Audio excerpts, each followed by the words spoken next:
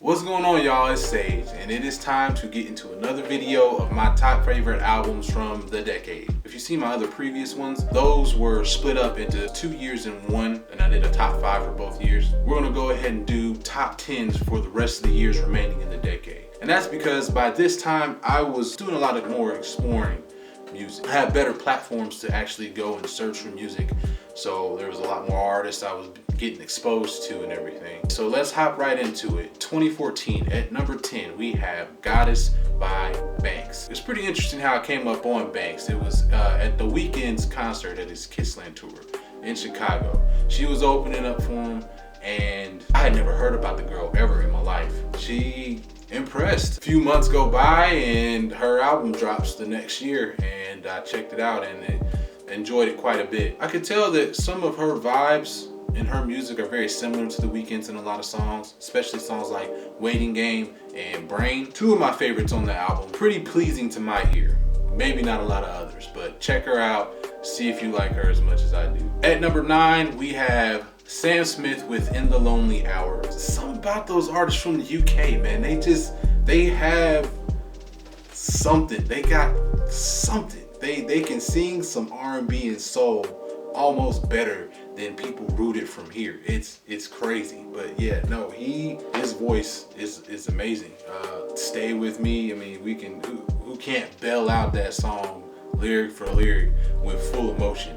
I'm Not the Only One hits me kind of deeply, unfortunately, but it's true. I'm pretty sure there's a lot of other people who feel the same way. Dude supplies some quality eardrum music. Coming in at number 8, we have Oxymoron by Schoolboy Q, one of the members of TDE, which is probably, as far as hip hop goes, my favorite label doing it right now. Schoolboy Q is one of the more gritty rappers on the label, and with Oxymoron, he supplies us with some really dope flows on some bomb-ass production with songs like Studio, man. I mean, that song is awesome. I can listen to that song every single day. That the beat on it is so dope. Really dope, nice early project by my dude, and in the future, he definitely comes through with some more heat. At number 7, we have Jameson, which is Jameson's self-titled album, also known as the Blue Album by some, I believe. This album is just a smooth ride all the way through from the start to the finish. His voice is very reminiscent of Justin Timberlake's. His vocal performances on a few of these songs are quite impressive. Like on the song Need You, probably my favorite song on the album. Something I've noticed about him is that he always, with every project, he dips into a different genre. The album previous to this one was more of a PB R&B type vibe. Something close to what The Weeknd was getting into on the early parts of the decade. And this one's a much more smooth R&B type flow. His future projects get a lot more bluesy. He definitely does a good job of mixing it up. At number 6 is my girl Kimbra coming back on the list with her second album, The Golden Echo. I was super excited to go check this out, and I'm not gonna lie, when I first heard the album, it was so much different from the previous one that I thought I didn't like it. It took me a good 3 listens before I started really appreciating the album. Shit just gets weirder here, and it wasn't until later when I started liking weirder music in the first place. But as weird as it is, it's still a great listen, man. Her song 90s Music at the beginning of the album is just, it's like a party. There's so much going on in the song sonically. You got so many different sounds, so many different levels and tempos, man. It's just it's a fun ride. All the way at the end of the album with Waltz Me to the Grave, she gets into some really intimate vocals, and then the instrumental just kind of takes over toward the end of the song. Feels like you're on some type of trip when you're listening to it, man. Great album. Coming in at number 5, we have Little Dragon with Nabooma Rubber Band. If anybody were to be in my car and I'm playing this, they would probably just be looking at me like, bruh, what is this shit, man? The lead singer, Yukimi Nagano, I hope I'm saying her name right, but there's something about her voice that I really love. It's like a real, like, mysterious sounding type of voice. I can't really explain it. She could be singing at such a low tone it almost sounds like she's talking. And then she's got songs on here where she's just like yelling, just at the top of her voice. A couple of my favorite songs from this thing would be Pretty Girls, Cat Rider, and the title track, Naboom and Rubber Band itself. Also, a song called Only One on here. It's got this weird sound going on throughout the whole thing. As the song plays a little bit, it'll start getting into some weird drums and tempo changes. But it's just dark, and her vocals on it are so eerie. It's just one of those songs that kind of just takes over, man. Like, please tell me if anybody listens to them that's watching this. Let me know if you like them as much as I do. I haven't met anybody who even knows who they are, unfortunately. But yeah, definitely let me know if you guys appreciate their music. Coming in at number 4, we got my boy Logic with his debut album, Under Pressure. This album was really dope, man. He hit us with some great tracks, man. Like, I think the title track, Under Pressure, is probably my favorite on there. Buried Alive is really dope.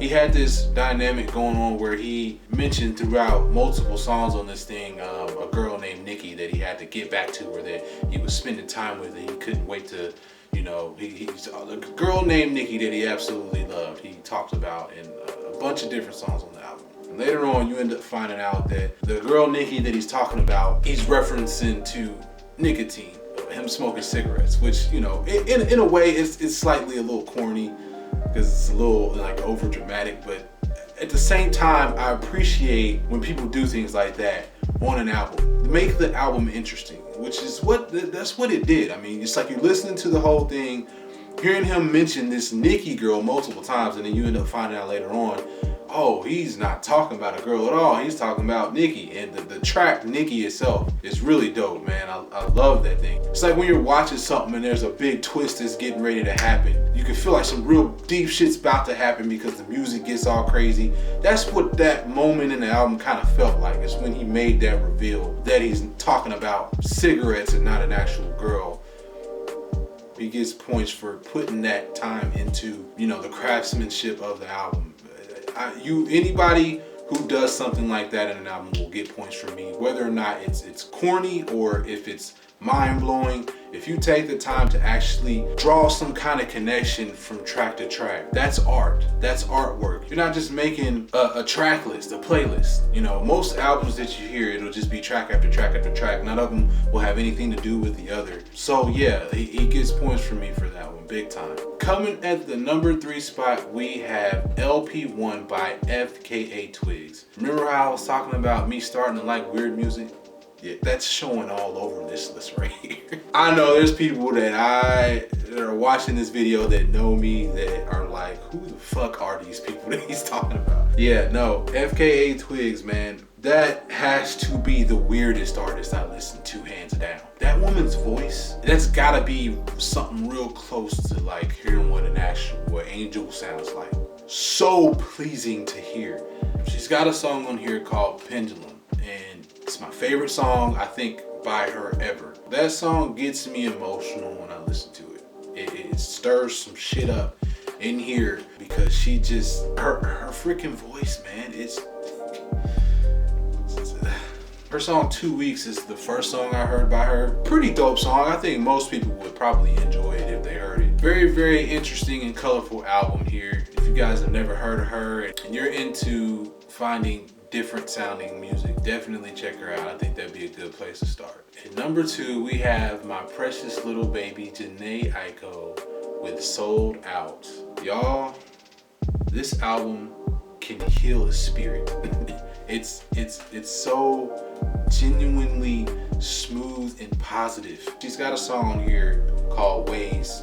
It's abbreviated for Why Aren't You Smiling?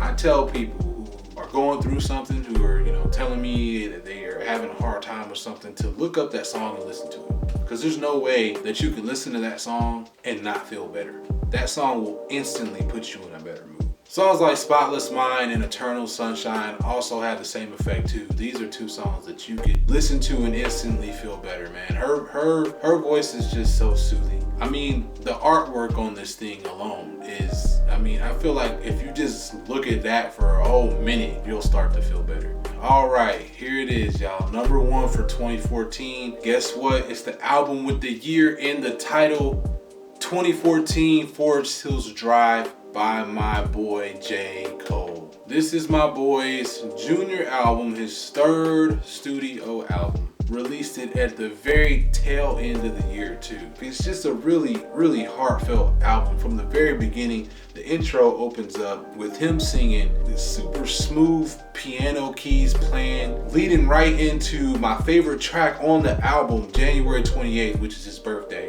One of those songs, when it's on, hey, we not skipping it, turn that shit up. This is the motherfucking shit. That man intended for us to feel what he was saying, like literally feel it when he recorded that song, because that's what it does to you. And then throughout the rest of the thing, man, it's just a fun time. Songs like Fire Squad, Get Off My Dick, dope songs to listen to. J. Cole, he did a great job, and like he wrapped the album up with this whole outro talking about how happiness is the key to everything. It genuinely felt like he was happier, if not the happiest, on this album. Like if you take all the tracks that are on there and you listen to them and then you compare them to the other albums that he's released, I think we can agree he was the happiest. At least, he was making it seem like he was. Fantastic album by my dude, arguably his best, and yeah, that's why it's at number 1 in the year. Let me know what y'all thought about my list here. Let me know what you agreed with. Let me know if you disagree with anything. I want to hear it. I want to hear all the opinions. Go ahead and give me a like if you like this video. Go ahead and subscribe if you want to see more from me. And stay tuned. We got more years coming within the next few days. 2015 is next, so I'll see y'all then. Be easy.